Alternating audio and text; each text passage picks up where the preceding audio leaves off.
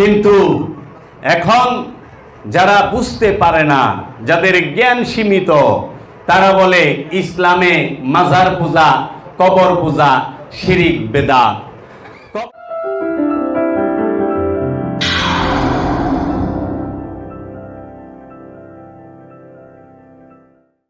মুসলিমদের মধ্যে বহু মানুষ এখন কবর পূজা করছে না। এই শিরকটা কি ঢাকার মতো বড় বড় শহরগুলোতে নাই, বাংলাদেশে নাই। কোন কোন ক্ষেত্রে এরকম কবর পূজারীরা নিজেদের নাম দিয়ে দিয়েছে ওরা সুন্নি, নিজে করছে কবর পূজা, নাম দিয়ে রেখেছে আমি সুন্নি। এই টাইটেলটা পবিত্র টাইটেল। সুন্নি মানে কি? যে সুন্নতের অনুসরণ করে। সুন্নি মানে কি? যে নবীর সুন্নতের অনুসরণ করে। আল্লাহর ওলিগণ মরে না, কবরে বসে মুরিদের পর্যবেক্ষণ করে। মুশকিল হলো যে আল্লাহ তো মরে, আল্লাহ তো মরে তো দুঃখ। আল্লাহ তার আরশে বসে আমাদের পর্যবেক্ষণ করেন, তাতে কাম হয় না। আর কবরে বসে আমার পীর পর্যবেক্ষণ করবে, এই চিন্তাটা আসলো কোথা থেকে? প্রথম কথা হলো যে পীর আমার প্রতি বেশি দয়ালু, এই চিন্তাটা হলো কুফরি। সবচেয়ে বেশি দয়ালু আমার প্রতি কি? তিনি আমাকে সবসময় দেখছেন না? দেখছেন না। আর কারোর দেখার দরকার আছে কিনা? যে আল্লাহ ইউনূস নবীকে দেখেছেন, যে আল্লাহ ইব্রাহিম নবীকে দেখেছেন, সেই আল্লাহ এখন দেখা ভুলে গেছেন কিনা? বড় কষ্ট লাগে ভাইরা। দুই নম্বর কথা হলো আল্লাহর ওলিরা মরে না, এটা মিছে কথা। এটা শয়তানের বানানো একটা জাল হাদিস, কোন হাদিসে নেই। কাছ থেকে মাইক নিলাম, আমি মাইক নিয়ে বললাম, সভাপতি সাহেব একটি সুন্দর ঘটনা বলেছেন। পাগল ছিল, লেংটা ছিল, এরপরে বলেছেন যে সবচেয়ে বড় ওলি ছিল। তাহলে যেহেতু আল্লাহ রাব্বুল আলামিনের ওলি হওয়ার জন্য লেংটা হওয়া উত্তম কাজ, তাহলে আপনি শুরু করেন সর্বপ্রথম, এই কাজ দিয়ে শুরু হোক আজকের এই আলোচনা। এবার সভাপতি সাহেব বললেন যে আমার ভয় পেয়ে গেলেন। আমি বললাম, কেন লোকদেরকে কথা বলেছেন? কোন হেদায়েতের মধ্যে রয়েছে এই মানুষদের জন্য আমার কাছে স্পষ্ট করে দিতে হবে। আমি জানতে চাই আদৌ কি এর মধ্যে কোনো হেদায়েত আছে কিনা। হতে পারে গ্রামে গঞ্জে কোনো পাগল থাকতেই পারে লেংটা, এটা আমি অস্বীকার করি না, এর বিরুদ্ধে আমার কোনো বক্তব্য নেই। কিন্তু কোন পাগল আল্লাহ রাব্বুল আলামিনের ওলি হয়েছে, এটা কে বলেছে আপনাকে? কিভাবে হতে পারে? শরীয়তের একটি বিধান লঙ্ঘন করলে সে আল্লাহর ওলি হতে কিয়ামত পর্যন্ত আল্লাহর ওলি হতে পারবে না। কেউ যদি বলে থাকেন তিনি মিথ্যা বলেছেন, তিনি মিথ্যা বলেছেন। মুমিন সে মুর্শিদ যে গুরু বিশ্বাস করবে, হ্যাঁ হলো মুমিন। গুরু বিশ্বাস হলো আমানুর জন্য, মুমিন নিজেই গুরু, হ্যার গুরুর বিশ্বাসের দরকার নাই। মুমিন হচ্ছে শিক্ষক, মুমিন হচ্ছে গুরু, আমানু মুসল্লি, এরা হচ্ছে ছাত্র। আমানু ছাত্র, মুসল্লি ছাত্র, আর কাফের মুশরিক মুরতাদ যারা, তারা হচ্ছে অস্বীকারী। আমি এই দেহটাকে মনে করি আমি এই দেহটাই আমি। ইসলাম বলছে কবর পূজা হারাম, নফসের কবর হচ্ছে এই দেহ। প্রত্যেকটা জিন এবং ইনসান এই দেহের পূজা করে, আর এই দেহের পূজা করাটা ইসলামে হারাম। দেহের পূজা ইসলামে হারাম, কবর পূজা। কিন্তু এখন যারা বুঝতে পারে না, যাদের জ্ঞান সীমিত, তারা বলে ইসলামে মাজার পূজা, কবর পূজা শিরিক বেদাত। কবর আর মাজার এক নয়।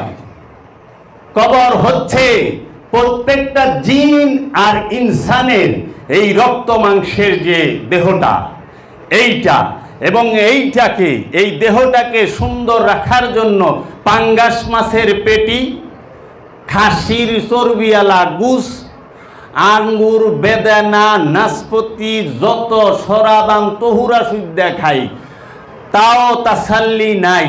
বিউটি পার্লারে যায় ডলি, মেসেজ পার্লারে যায় ডলি, তারপরেও তাসাল্লি নাই। ইউরোপ থেকে কিরিম আনায় তারপরে লাগামু, তাও এই দেহটারে চকচকা রাখতে হইব। দেহকে যেভাবে প্রাধান্য দিচ্ছেন সুন্দর করে সাজানোর জন্য, এত টাকা পয়সা খরচ করতেছেন এবং করছেন, ইউরোপ আমেরিকা থেকে কসমেটিক্স এনে ব্যবহার করতেছেন, বিশ্বাস করেন এই রকম চেষ্টাটা যদি খালি নফসকে পরিষ্কার করার জন্য করতেন, ঘরে ঘরে আল্লাহর ওলি থাকত, প্রতিটা ঘরে ঘরে আল্লাহর ওলি থাকত। কিন্তু আমরা নফসকে বেমালুম ভুইলা রইছি, বেমালুম। এক সেকেন্ড চিন্তা করার মতো আমাদের সময় নাই, আমাকে নিয়ে চিন্তা করার, যে আমি কে। বাবা যান বিছনার মধ্যে সন্না লম্বা হইয়া নিঃশ্বাসটা যখন পড়ে বিবেক একটু জিজ্ঞেস করেন, আমি কে রে বাবা, আমি কে? ওইটাই বাবা জাহাঙ্গীরের রহমত আজকে বলার চেষ্টা করতেছি, যদি দয়াল আপনাদেরকে সামনে উপস্থাপন করার রহমত দান করে। তাহলে সবাই এই দেহের পূজা, আমিত্ব, শয়তান, খান্নাস, ইবলিস এ কিন্তু সব সময় দেহের পূজা করে, সব সময় দেহের পূজা করে। যদি মানুষ নফসের পূজাও করত তাও অনেক ঊর্ধ্বে যাইত। যদিও নফসের পূজা হয় না, পূজা হবে রুহের। কে করবে? প্রাণ করবে রুহের পূজা। প্রাণের জন্মদাতা সৃষ্টি কোথা থেকে? রু থেকে। রু কোথাও থেকে সৃষ্টি নয়, রু স্বয়ং সত্তা, স্বয়ং সত্য। তো এইখানে আসবো সিরিয়াল বাই যেহেতু দর্শি, তো কাজেই ইসলামে মাজার পূজা কখনো মাজারে যাওয়া হারাম নয়।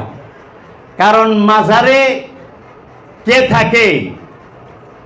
দেহ থাকে না, মাজারে নফসে মুতমাইন্নার অধিকারী, যে জাগ্রত রুহের মালিক, যে নফসে মুতমাইন্নার উপরে, যে নফসে ওয়াহেদাতের উপরে, যে রূপী রব প্রকাশিত এবং বিকশিত, সেই আল্লাহর মহান ওলি, আল্লাহর মহান বন্ধু এই মাজার শরীফে বিশ্রাম নেয়, আরাম করে।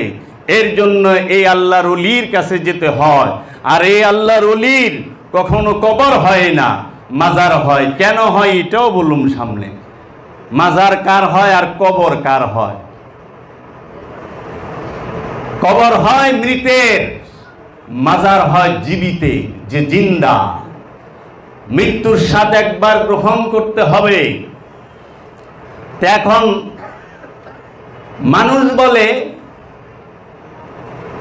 যারা সীমিত জ্ঞানের অধিকারী, যারা দেহকে নিয়ে, দেহে কেন্দ্রিক, অনুষ্ঠান কেন্দ্রিক, যাদের ধর্মচর্চা, জ্ঞানচর্চা, তারা বলে যে কি ইসলামে পীর পূজা হারাম। আর আমি আমার দয়াল মুর্শিদ কেবলা কেবার বই মোবারক থেকে পেয়েছি, পীর পারাস্তি হক পারাস্তি। আর হারাম কোনটা? আমিত্বের পূজা করা হারাম। ইসলামে হারাম কোনটা? কামনার পূজা করা, আমিত্বের পূজা করা, দেহের পূজা করা, ইচ্ছার পূজা করাটা হারাম। কিন্তু পীরের পূজা করা ইসলামে হক পরাস্তি, সত্যের পূজা। কারণ পীর ছাড়া আপনি সত্য পাবেন না, ওলি ছাড়া আল্লাহ পাবেন না। পীর পারাস্তি, হক পারাস্তি, মুর্শেদের প্রেমী, হকের প্রেম। মুর্শেদের পূজাই আল্লাহর পূজা, পীরের পূজাই আল্লাহর পূজা। তো এখন মানুষ আমিত্বের পূজা করে। আমিত্বটা কি? আমিত্বকে যদি একটু ভালোভাবে বলেন, উলঙ্গ করে, যে আরেকটু ক্লিয়ার ভাবে, সহজভাবে, আমিত্বের আরেক শব্দই হচ্ছে কামনা। আমিত্বের আরেক শব্দই কামনা।